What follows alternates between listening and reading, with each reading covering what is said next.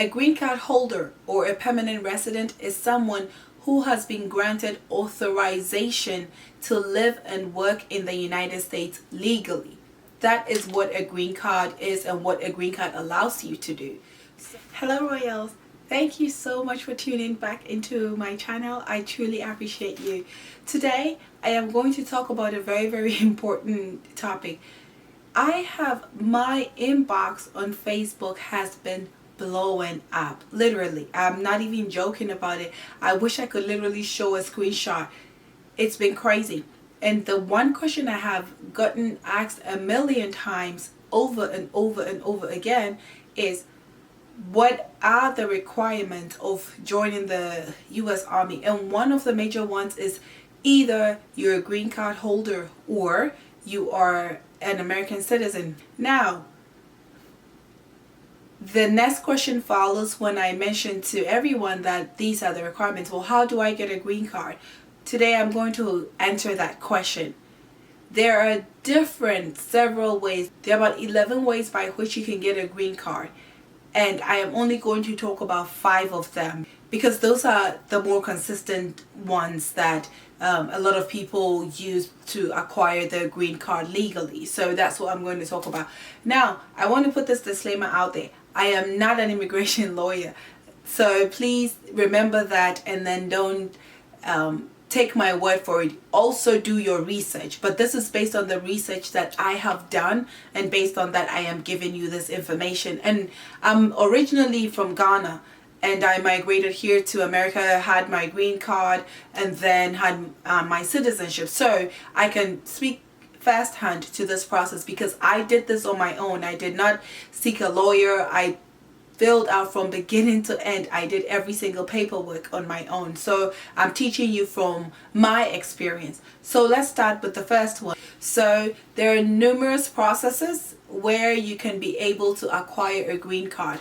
The first one I'm going to talk about is through the lottery system. So America organizes a lottery system where you can enter with your personal information and you can win the lottery. If you win the lottery, that will give you an opportunity to be able to get a green card and to be able to live in the United States of America legally and be able to work as well. So that's the first one. If you win the green card lottery, you will be able to acquire your green card legally and be able to live in the United States legally. Number 2 is green card through family or marriage. Now, this is the green card process I used. If you're married to a green card holder or you're married to an American citizen, you'll be able to have the opportunity to get a green card once you apply through the proper channels, and then you get the green card as well. That's number 2. The family and marriage is 2 sides. So if I have kids back in Ghana, I will be able to file for them to be able to get the green card and come live in America as well. That is another part. And then this other part is when you file for your spouse, the person you're legally married to be your husband or your wife. The third one that we're going to talk about is asylum. So what is asylum? People who are in fear of their life. It's for people who are in fear of their life. So if these people are able to get to America illegally, they'll be able to apply for asylum. So asylum is, of course, you're going to have to prove what is happening, how your life is in danger, how the life of your family that you left back home is in danger. It's a whole process that you have to prove that truly your life is in danger. If you're able to prove that your life is in danger, you will be given a green card, and based on that you'll be able to live and work in the United States of America. So that's also the third part. The fourth part is for work visa. So now I'm going to explain the work visa. So let's talk a little bit about the employment-based visa. So there are 3 major subcategories that you'd have to fall under to be able to get employment based on your abilities. The first one is going to be persons with extraordinary ability. If you have extraordinary abilities in the sciences, the arts, education, business, or athletics, you'll be able to gain employment visa. And then the other one is outstanding professors and researchers. So if you are an outstanding professor, like you are literally over the top professor, you'll be able to go through the process and apply. And of course, it comes with a huge ton of documentation that you need to prove. And these outstanding researchers or professors should at least have 3 years experience in teaching or research in a recognized international body. So of course, this goes with a long process to kind of prove that. So the third one is going to be multinational managers or executives. In these categories, you should have been employed for at least one of the three preceding years by the overseas affiliate, parent, subsidiary, or branch of the U.S. employer. And that the applicant's employment outside of the U.S.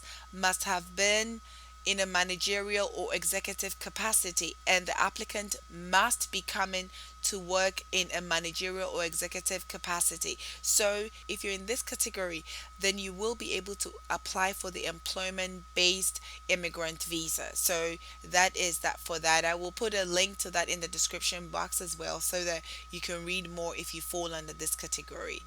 Let's go to number 5. So what I did actually want to chip in is that the EB1 through EB5 is employment based visas. So these ones also go under, EB5 goes under investors. So if you want to invest, then that falls under EB5. But from EB1 through EB4 is really through employment. As I already explained earlier, EB1 is for extraordinary workers, EB2 is for professionals, and so there is for professionals with advanced degrees like bachelor's degrees and 5 years postgraduate progressive experience and all of that good stuff. And of course, with people with extraordinary abilities in sciences, arts, or businesses, just like I've said before. EB3 is for skilled workers, so professionals and other workers. Labor certification is obviously acquired for that. EB4 is for religious workers, and for these type of religious workers, no labor certification is actually acquired for that.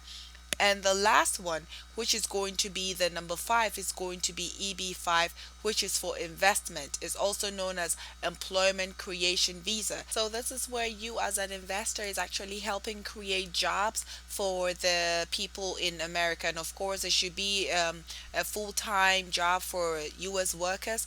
There is actually an investment limit, as in a money quota that you have to meet. So if you want to invest in rural areas or deprived areas or poverty driven areas, you'd have to at least have a minimum startup capital of $500,000.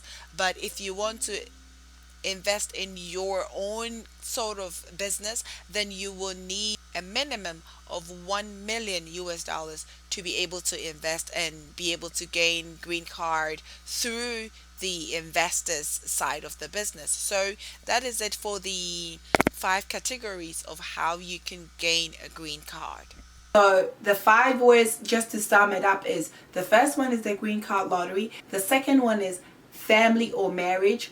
The third one is employment.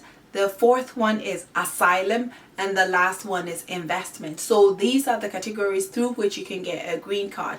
So this is all I'm going to talk about. In other videos, I will try and go into details as to how to fill out the paperwork, how to fill out the forms for your green card, because you first get a 2-year green card and then you apply again 6 months prior to the green card, the 2-year ending, to get a 10-year green card, and during that period you can apply for your citizenship. But I'm going to go through that process of what I went through during my process. Again, I am not a lawyer.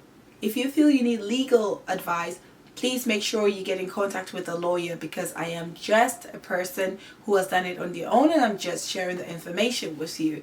So once again, Royals, thank you so much for tuning in. I want to say goodbye to everyone. I'll see you in my next videos.